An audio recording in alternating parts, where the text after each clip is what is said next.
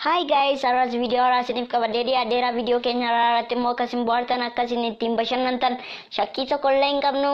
Kanaaf baankii kolfaa kutaa shanaffaarra geenyeera. Baankii kolfaa kutaa shanaffaarra geenyeera jechuudha. Kanaafuu itti fufnaa, kanaan achi immoo ittuma fufnaa. Kanaaf like, subscribe, share gochuudhaan hiriyoota keessaniin nu ga'uu dandeessu. Tu yeroon gubiin gara video. Koi. Otoo gara video keenyaatti hin darbiin yaada yoo jiraate gara koomentiidhaan nu barreessuu ni dandeessu. Kanaafuu gaaffii garaagaraas yoo jiraate ni deebisna. Kanaafuu comment, like, share, subscribe gochuu akka hin irraanfanne.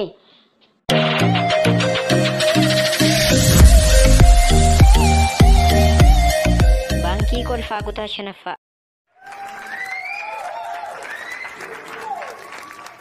Gatiidhaa barbaadi. Waan ilma koo warra manni barumsaa hin jiru? Eeree abba jira.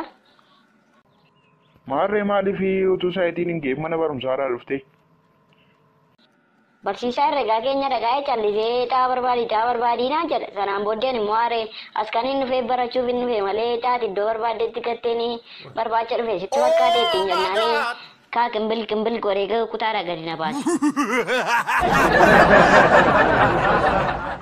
Dino tabaye yang kaba. Sini buceko. Yoko malabdi. Akka tina foto fi eenyu to se gorse. What? Eenyu to akka fu din jade na gorse anon beko dino tabaye yang kaba.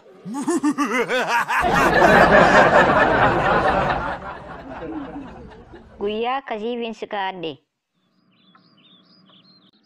Imma mana barumsaadhaa maatii fi naan jedhanii naannattu. What? Abbaa keetti maddoonni sii fadhaqu. Isaan ikkoo yeroo darbe du'eera jedhanii ittiin ayyama fudhadhe. What? Ishii sammoo obboleettii keetti maddu isheen sii fadhattu. Ishee immoo hundeessa jedhanii ittiin ayyama fudhadhe. Maal? Obboleessa keetti immoo maddu inni immoo sii fadhaqu. Obboleessa kootu duula dhaqe jedhee ittiin ayyama fudhadheen ture isaan immoo. What? Maarree akkamittiin amma yoonaa naan ayyaman fudhatiin jirtati? Maaltu beeka jedheenii yeroo akkasiif si kaadde.